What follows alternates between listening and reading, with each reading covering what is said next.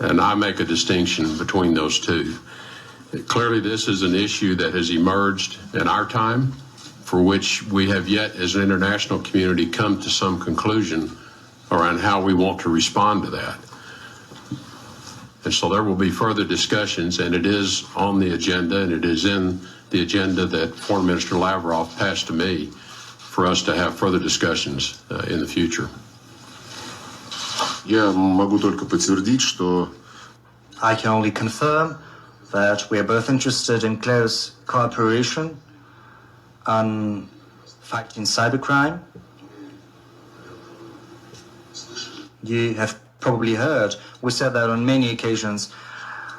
18 months ago, in October 2015, we proposed to the Obama administration, given its concern about the activities of the so-called Russian hackers they started to pursue all over the world. Without resorting to the legal procedures that exist between Russia and the US, they started to detain these hackers and prosecute them after extraditing them from third countries. Back then, we said that we were not interested in our citizens being involved in these crimes. Therefore, we suggested that a special bilateral mechanism should be created that would exchange information in real time about anyone trying to breach the international or national norms of both Russia and the US. The Obama administration refused this proposal of ours. They didn't respond, but then at the end of the Obama administration in November last year, they proposed that we should meet. Certainly, our relevant government agencies agreed, but at the last moment, the Obama administration changed their mind because they were probably very, very interested in undermining the American-Russian relations before the arrival of new administration in power. That's why we once again confirmed this interest of ours today.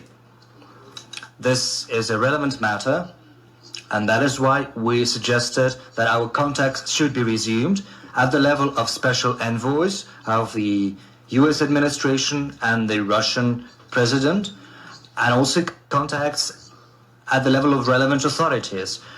We feel that this time the result of these efforts might be different, leading to the establishment of new channels of communication and cooperation. And what is your second question? The Bilateral Presidential Commission? No, we have not yet touched upon this matter.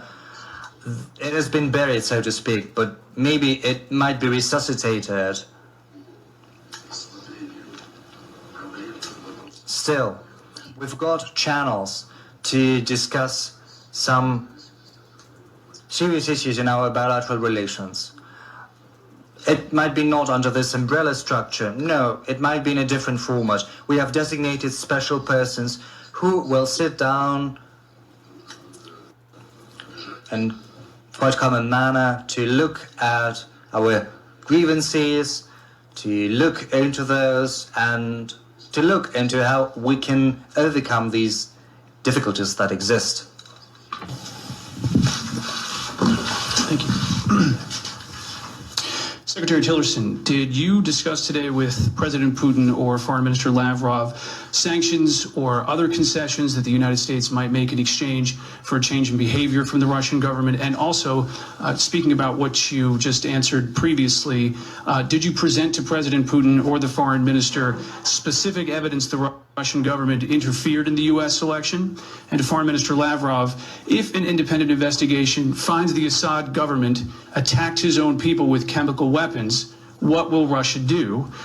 President Putin says there's an effort to blame Assad and plant evidence. Did you present that evidence to Secretary Tillerson today? And would Russia refuse to consider to agree to any circumstance that results in the ousting of Bashar al-Assad? We discussed no change in the status of sanctions that have been in place with Russia as a result of certain actions taken in Ukraine, as you know. I think as to the question of the interference with the election, that is fairly well established in the United States, and I think That has been spoken to on the Hill as well with the Congress, and it is a serious issue. It's one that we know is serious enough to attract additional sanctions.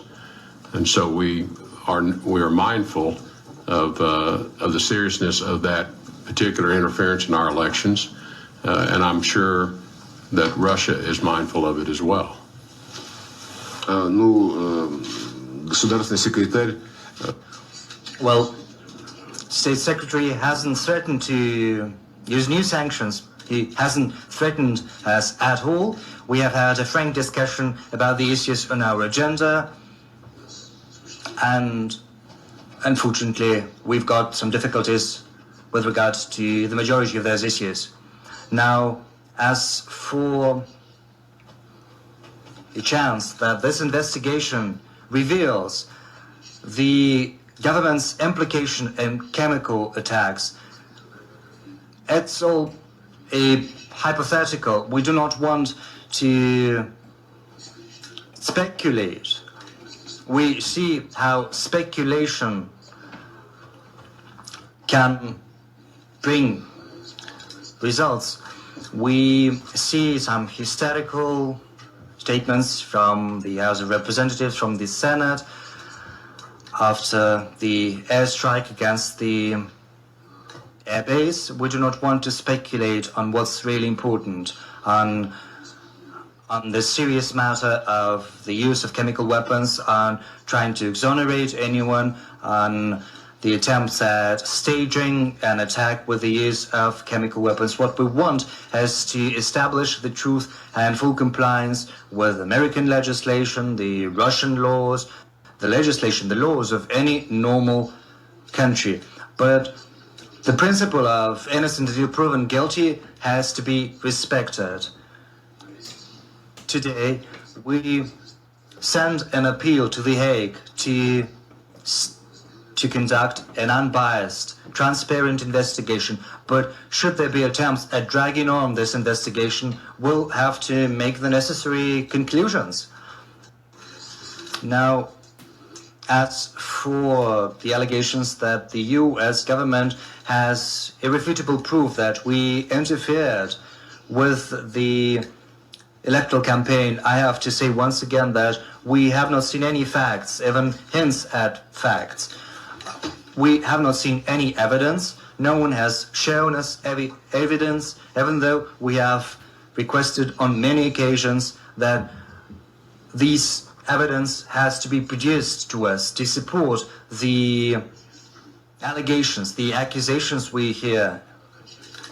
We do understand that there are many people who want to undermine our relations, to pursue their internal or external political interest, but these are just games with evil ends. We want to hear concrete proof, and then we'll respond accordingly. Thank you. Ria Novosti, please. Good evening. Ria Novosti Agency. Polina Chenisova. Question to both ministers.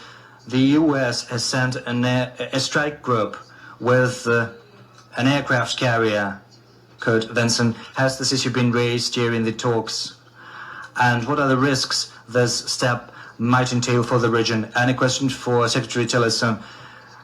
If this group has been sent to the Korean Peninsula, does this signify that the US has some plans for military intervention in North Korea? Thank you.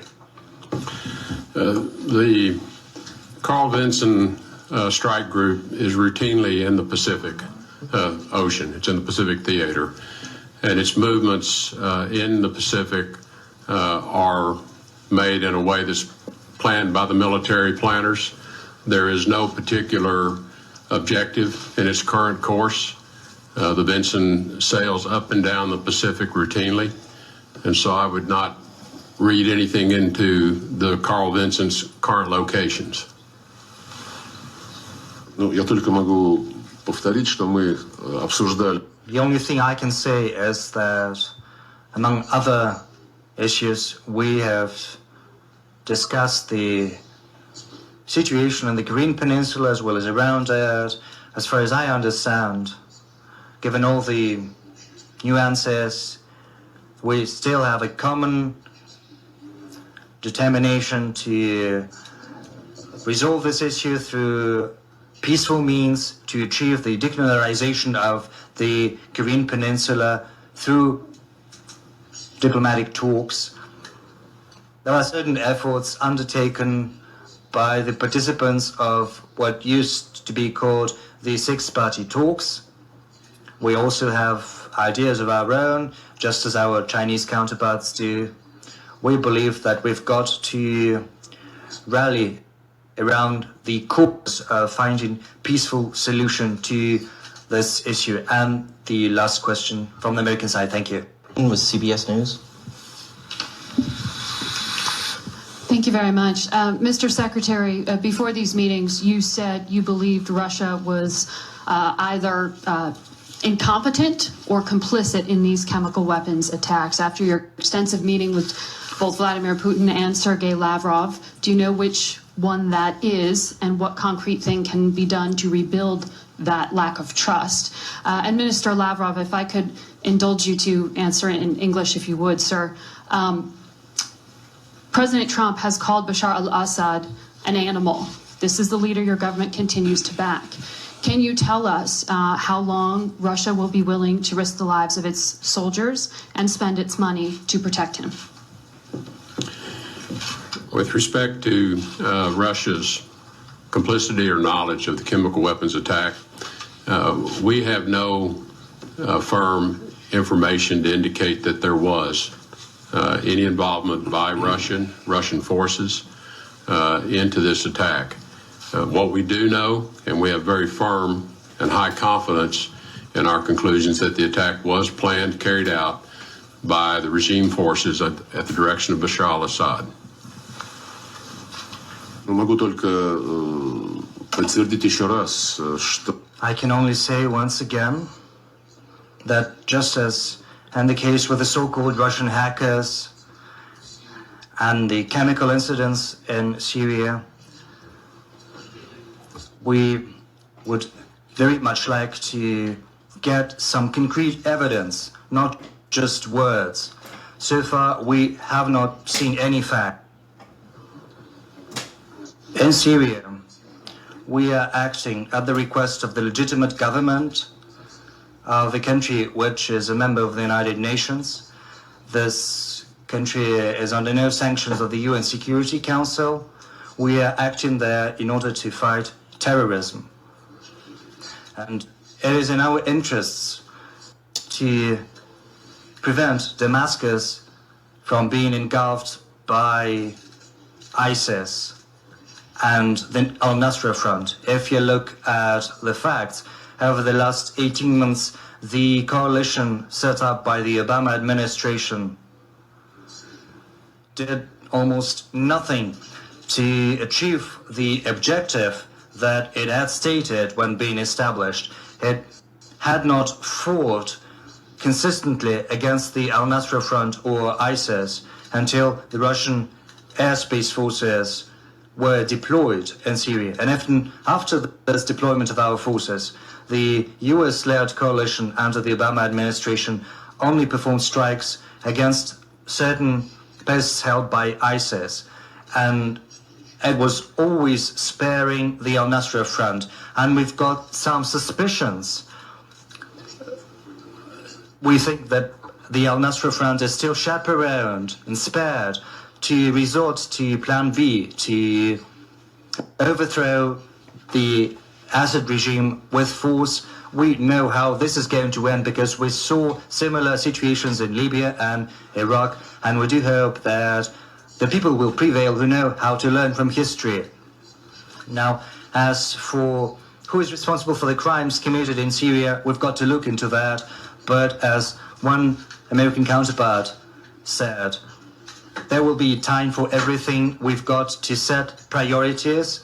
And recently we've heard new priorities from Washington saying that ISIS is priority number one. And as Mr. Spicer has said, we have the resources to defeat ISIS without doing anything to the Assad regime. This is the same thing John Kerry had told me the US administration, he said, was convinced that ISIS was a more serious threat and a more important objective than the Assad regime. So I think we think along the same lines. We have to see the common threats. They are apparent. And if we are to fight ISIS, if we are to emerge victorious from this fight without ousting the regime, when ousting the regime, this is no guarantee that we're going to defeat ISIS. On the contrary, ISIS might emerge victorious if we oust the regime. So we should be guided by common sense. Thank you, not by emotion. Colleagues, this is the end of the press conference. Thank you for participating. Thank you. There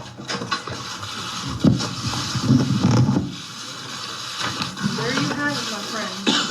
There you have it. Be sure to tune in. We're going to be doing a live broadcast here at around 3 p.m. Central Standard Time.